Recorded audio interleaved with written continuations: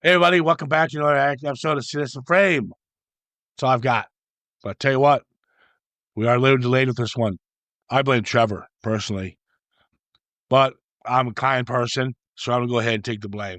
Because it's your fault. Uh, well, no, maybe. Yes.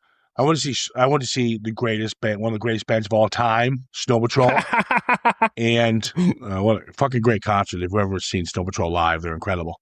But I have a tendency to go to concerts and then, sing along, and then decide I'm going to leave the arena and I'm going to walk halfway home, taking pictures. Don't know why. Walking across the bridge at Belfast, and then you wake up the next day, you kind of got a flu, and then you're working and you're like, I kind of might have fucked up there. Well, I'm going to translate that to what probably actually happened. Ciaran was at Snow Patrol, which is very middle of the road, soft rock, and he probably had got a cigarette lighter from somewhere, and he was probably singing along, like it was like a boy band, Take That concert or something. Then afterwards, he got pissed. It's amazing you put down such. And that's why he couldn't do the It's podcast. amazing.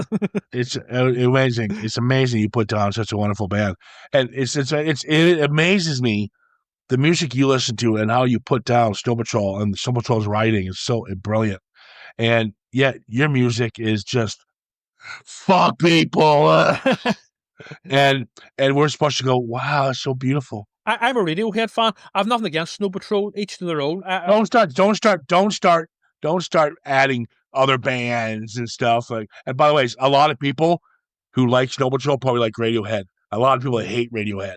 Yeah, that's fair enough. Each to their own. And I certainly... But see, I like Radiohead. I'm not there to insult music.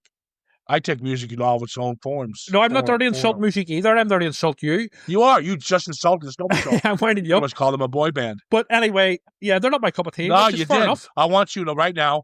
You're going to apologize to Snow Patrol. No chance.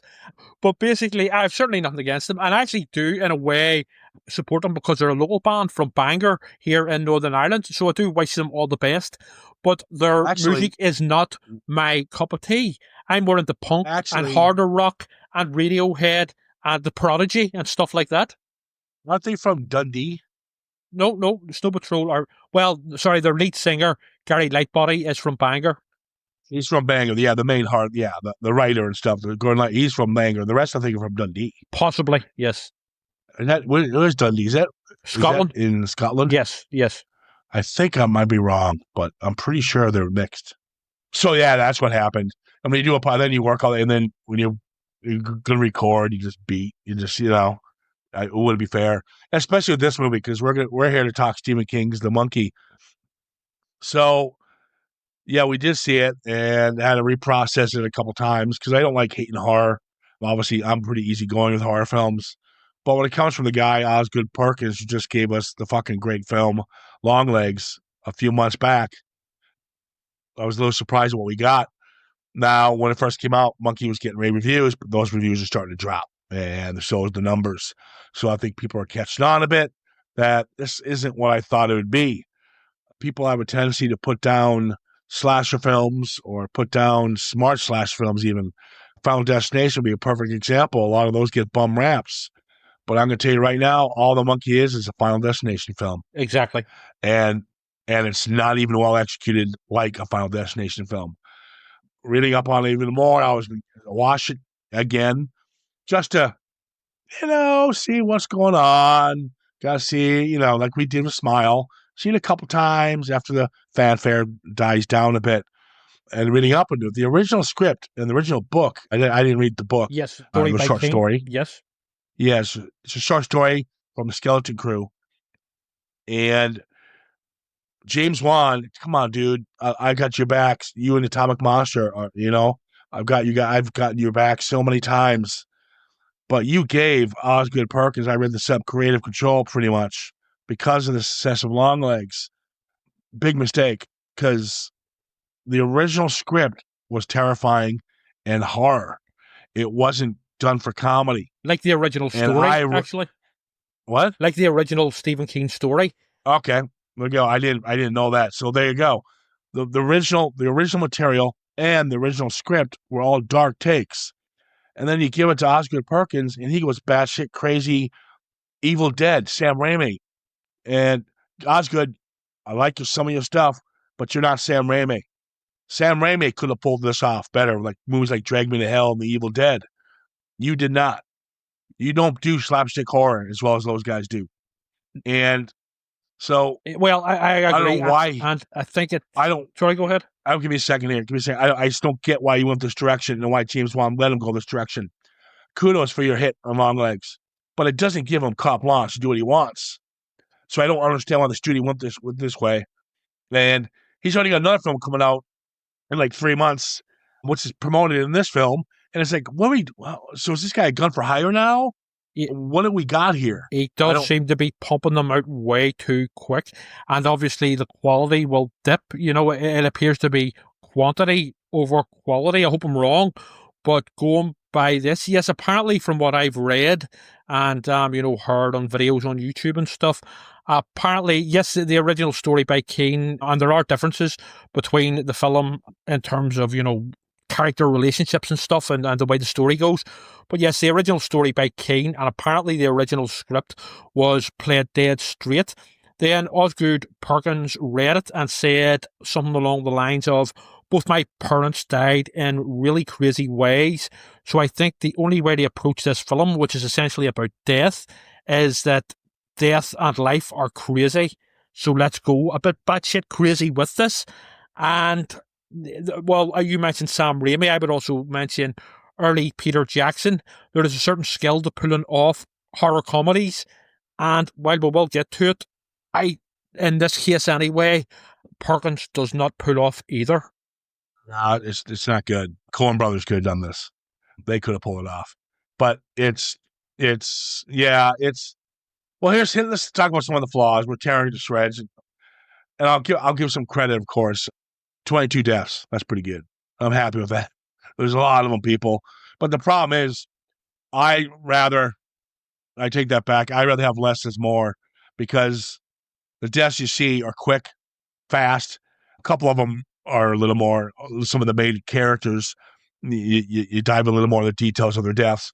But a lot of these 22 deaths are real fast and batshit crazy. They also like the bus load of cheerleaders. Yeah, they also have a real emotional impact. Well, there's maybe a couple do, but there are some there that are just, it appears to be just thrown in for the sake of it. On the subject of the cheerleaders, that is another aspect of the comedy that falls flat and just doesn't work. For me, anyway, where the cheerleaders are popping up at these deaths and cheerleading and celebrating or something, it doesn't make any sense. Well, let's talk about the plot real quick. You got twin brothers. In the book, they weren't twin brothers. Yes. So right there, the book's right. So you got twin brothers, and they get their father's toy monkey, and they realize what it does, so they agree to toss it. But the one brother realizes that the other brother used it to kill their mother, but it was by accident. He didn't mean to kill the mother. That wasn't his intent. He wanted to kill the brother. The whole thing is the monkey does not do what it's told. The monkey will kill somebody, but not necessarily somebody you want him to kill. Yes. Whenever the main guy, as a kid, Hal, grabs the monkey because he's pissed off at his brother Bill, who's sort of basically giving him a hard time and sort of bullying him, he screams at the monkey to kill Bill, but then it kills the mother instead, who they both love. And I mean, they sort of love each other, but it's one of those, 12-year-old, 13-year-olds, whatever age they are, fighting, and he loses his temper and asks the monkey to kill him, but it doesn't. It kills the mother instead. The monkey's basically like the devil. Now, Theo Rossi plays both roles of Hal and Bill, and he's quite good in it, don't get me wrong. Yes. But I'll say this, I didn't care about the brothers, and that was the problem. But I did when they were younger, which is funny.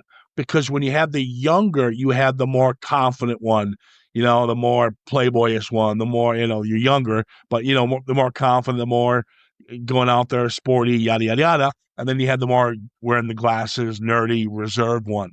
Yes. And the kids playing off each other. Well, it's actually one kid who played that part. Good on him. Well acted.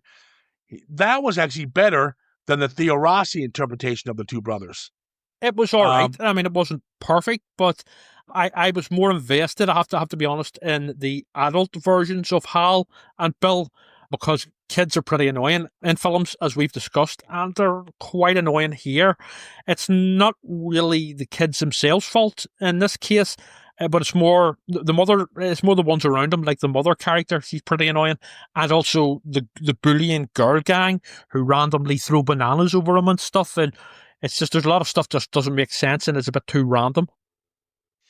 Yeah, a lot of it's kind of what, Yeah. and they get all these characters that you kind of got to juggle some of these characters. Uncle, I think it's Uncle Chip, played by Oswald Yes, a swinger. Osgood, and then you've got Lois. You got Petey, which is the son Yes. of Bill. No, Hal. Hal, the son of Hal. You got Roland Campbell, who plays Ricky. He's the one whose family got the monkey, and they want revenge because the monkey ended up killing his family. So everyone's out to get revenge on Hal, it looks like. Yeah, right? well, sort of, but they're also looking Bill's looking revenge on Hal. That's a definite. But that's a definite. We got that one. We got that. Yes, but that other dipshit who disguises himself as a cop later, I think he's more out for his own ends to sort of get the monkey, but it's not really fully explored what exactly his motivations are, because he's sort of working for Bill as well. But he's just like a Poundland sort of Bill and Ted, only an annoying version. I love Bill and Ted, so he's just a bit yeah. Especially whenever he's... Well, I like seeing Ricky because that's played by Rowan Campbell. Yeah. Played Corey in the Halloween Ends, which is character I think. Yes, that's yeah. But the character here is just a bit stupid. So he is. Yeah, he's clueless.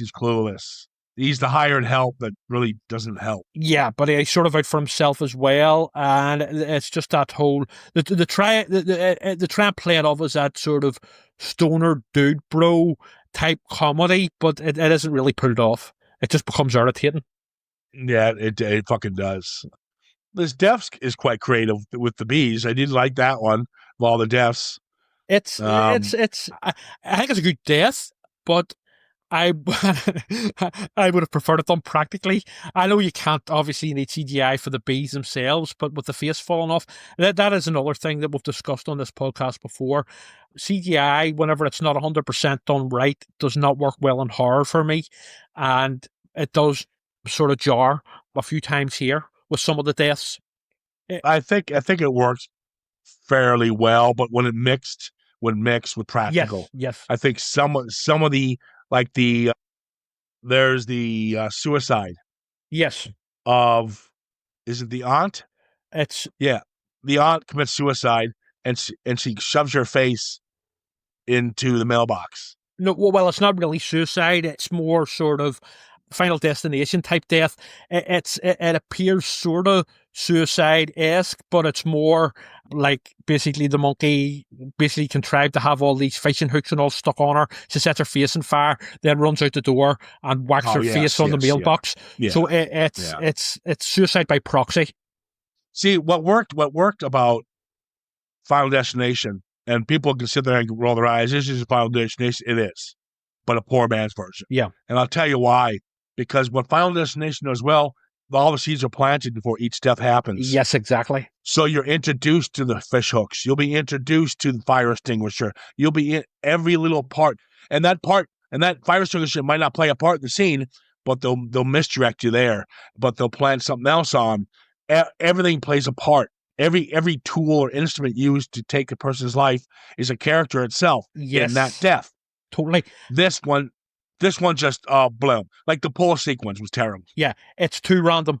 So it is. And also, as I was saying earlier on, with the Final Destinations, you have characters that you're pretty much well invested in, for the most part. So their deaths actually mean something. I know there is an attempt to do it here, especially with the aunt and uncle characters and certainly with the mother.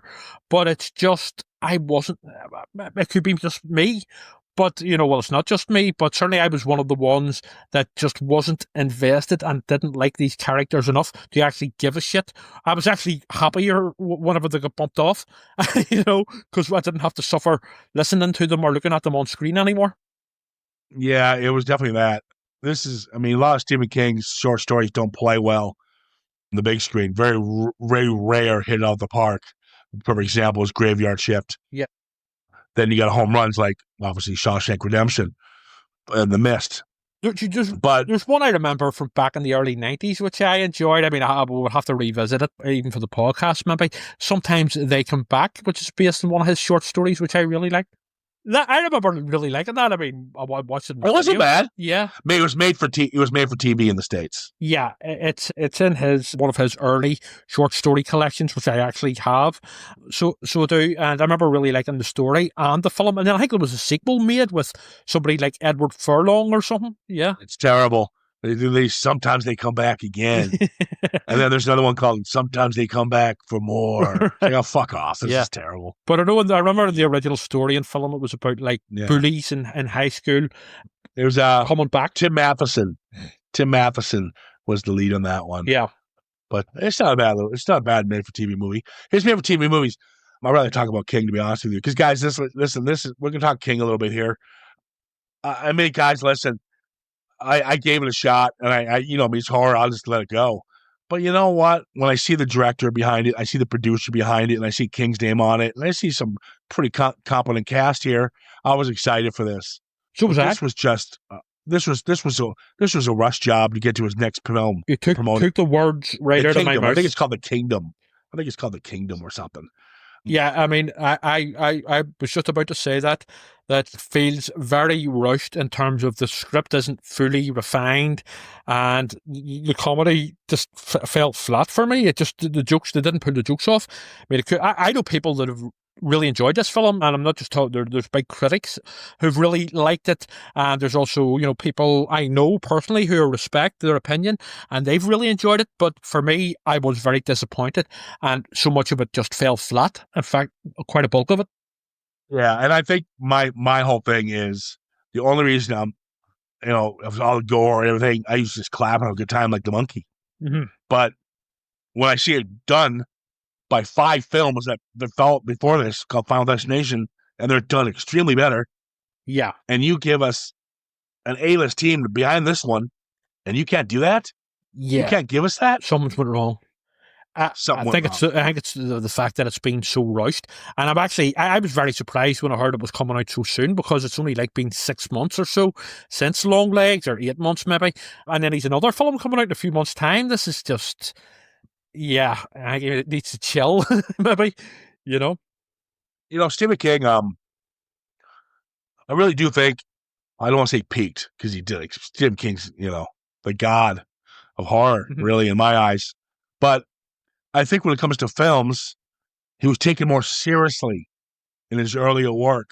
And I'm talking Carrie, Christine, The Dead Zone, The Shining, absolutely, Pet Cemetery, It, Salem's Lot, Creepshow, Salem's Lot, all the way till mid-90s. And then The Stand, the miniseries, was really a big event. And then it kind of faded. And then they just started piling on these books and films and adaptations of whatever they can get on King. Yes. And a lot of them don't work. If you look at Stephen King's, and this isn't King's fault, this is just, King is a mind. King's a fanboy of film. And he literally gives his stuff away to filmmakers. I know that. He loves people wanting to do his stuff. He's actually humbled by it. And I think that's cool. Kudos to him. But it doesn't have, they don't have the A-caliber list act. I mean, when you think of the ones I just mentioned, those are all Oscar-nominated, Oscar-winning performances in there, and you had dark stories that still stand the test of time today. Yeah, Dead Zone we talked about recently, and so when I see this stuff coming out, it's like you see. But let me real quick. When Stephen King's It, Stephen King's Creepshow, well, that was George Romero's, but Stephen King wrote it, but. People went to the theater to see that, or there was the miniseries of the week. You can't wait to see the new Stephen King. Now it's just like, oh. Yeah, we've almost become so used to them, and yes, a lot of them haven't been, right up there with quality. Some of the ones I have liked that wouldn't be the more big budget ones that I've enjoyed. Silver Bullet, Thinner. That was based on his novella, A Cycle of the Werewolf. Yes, yeah. Secret Window, I remember, as well, with Johnny Depp. Love it. David Koepp wrote that and directed it. It was Johnny Depp. Yeah, very good. Very good. Yeah, I mean, I have enjoyed, even the McGarris version of The Shining, I've enjoyed, but there does seem to be just so I mean, it's continual since the 70s, since Carrie, actually. The Palm was Carrie. I think for every good Stephen King movie you get 4 bad ones. What about the one he directed himself? It's based on a short story, Trucks. Fucking love that movie, Maximum Overdrive. Maximum Overdrive, yes, that's it. He was coked out of his mind when he made that fucking film. That's right. We should do that. Fucking batshit crazy. I love that movie. Yeah, the stories. I remember really liking the story as a kid as well. It has a really good twist at the end, actually. Where basically, spoiler alert. Well, obviously throughout it, the trucks and stuff are coming alive and attacking people. But then at the end, yeah, it progresses, and it's actually the fucking airplanes are actually alive. And I remember really enjoying that as a kid. So I do. What was the movie? It was Halley's Comet was causing it. Oh, it was something like that there. Yeah. Halley's Comet or something. And once it flew over and went out of our system, all the machines died down. It was like really written off. That's right. Yeah. But I liked it. I thought he had the Green Goblin truck. That's right. Yes. Yeah, Emilio Estevez, isn't it? Emilio Estevez. And then you had AC/DC did the soundtrack. Yes, that's right. Yeah. I think what the problem is, certainly in the modern age with King adaptations, they are also not just are they adaptations of King's work, they are also remakes of earlier adaptations. It and stuff. They're new versions of It, new versions of The Stand, and all this here. And it's just, it does feel like too much at times. There's another King adaptation coming out. I didn't really like those new versions of It, but I have issues with the 1990 miniseries, some of it. Well, Tim Curry steals the show, but I think he's the best thing about it. But so, yeah. I don't know. I think a lot of Stephen King's books can be revisited or retold. Mm-hmm. I don't think, you're right. Better left alone. Carrie's been done 3,000 times. Exactly. And now they're doing a massive reboot coming up. Mm-hmm. But you're not going to touch Sissy's Basic.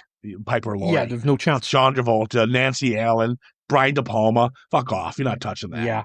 I also do very much enjoy the more non-horror, non-supernatural King adaptations, like Stand By Me, directed by Rob Reiner. That was based on The Body, right? Yeah, the short story, The Body.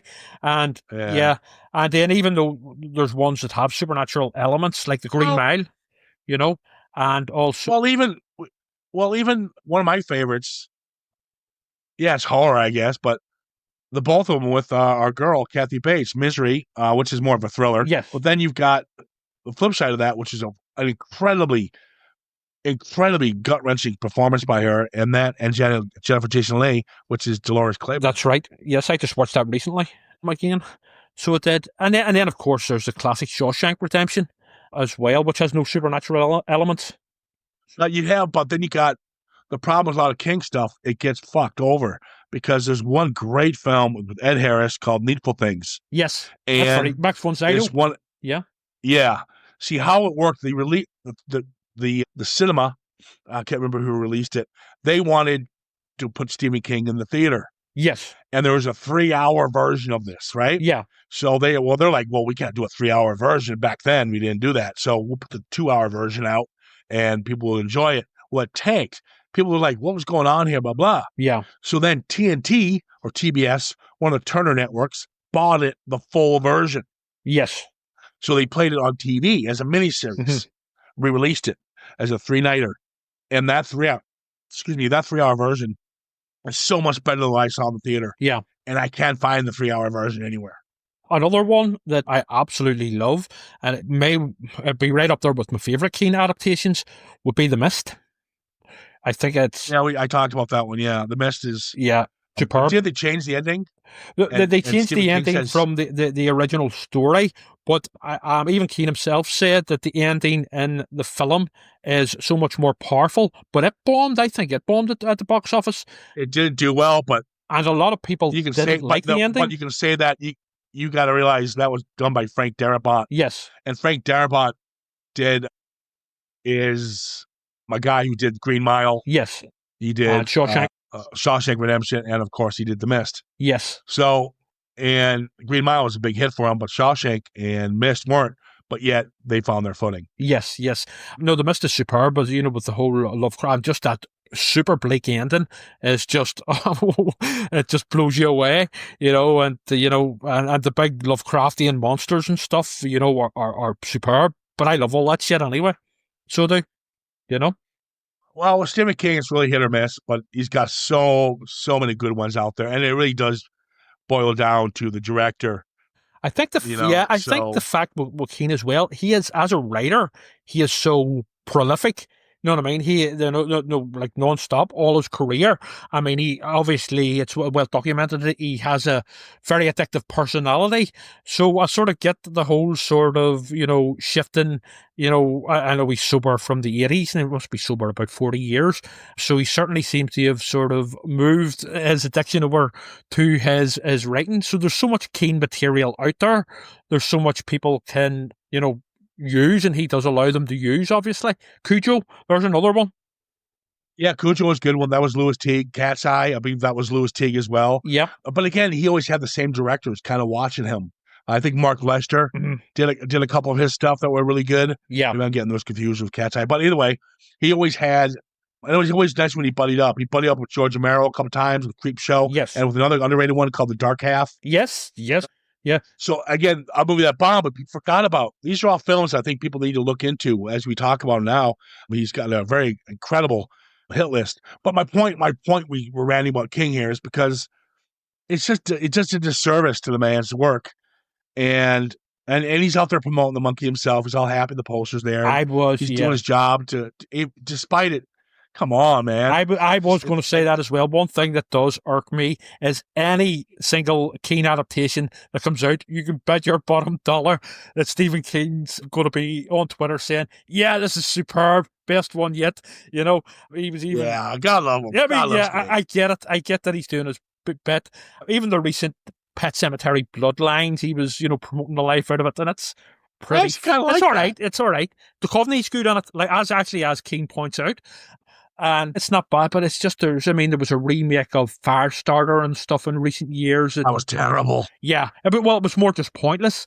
And it was, and I just, again, we're going over all these Keane adaptations, and there is some really enjoyable and excellent ones out there. But I think with me anyway, it's just it's the remakes of the ones that have already been adapted for the cinema that have more sort of irked me. Yeah. I just think he's just been, I don't know. I think a lot of stuff doesn't transition well into miniseries, especially if it's based on a short. Yes. And then it was based on a like Needful Things was based on. It's a novel. Oh, no, that was an actual book. That's a novel, yes.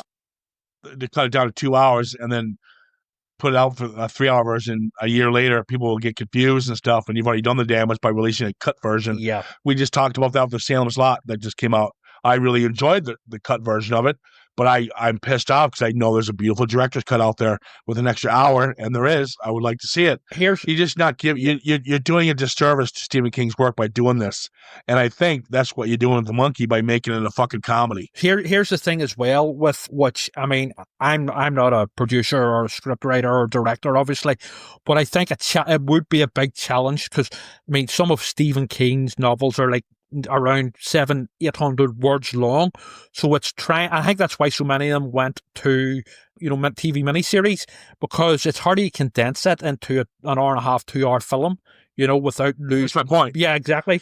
That's my point. Don't put them in theater. Those miniseries are great. I'll watch them all the time. Yeah. Or the ones he writes strictly for miniseries. He did one called Storm of the Century, which is fucking brilliant. Yeah. Storm of the Century is best. I love that miniseries. Give me what I want, and I'll go away. It's incredible. Mm-hmm. Greg Baxley directed it. Guys, you want to check out Stephen King's? I think. Well, he wrote it for TV, but check it out, Storm of the Century. But listen, we're going to end with this one. It's unfortunate. I'm surprised you and I came to terms with this one. We're usually fighting. Yeah, I know. And I couldn't make fun of you. Peace in our time. It really upsets me. Yeah. Makes up. Here, at least we've thought about music, so at least the listeners get something over usual bickering. Yeah. All right, guys, we're gonna wrap this one up. We're gonna pepper in one more horror film. I know, yes, we said no more horror for a while, but we're doing it because I want people to know about this film. It's an indie horror film filmed in Cork, in Ireland here, and people really need to see it. And it was called The Oddity. That will be up next, and we're going to get that out real quick because we're kind of a little backlogged here. But again, thanks for your patience with that. And we're going to wrap this one up. You can give us a shout at CitizenFrame_podcast on Instagram and, of course, Facebook. That's all I've got. Anything? No? No, that's it. I mean, all good. Yep. All right. Oddity is up next. All right. Take care, guys.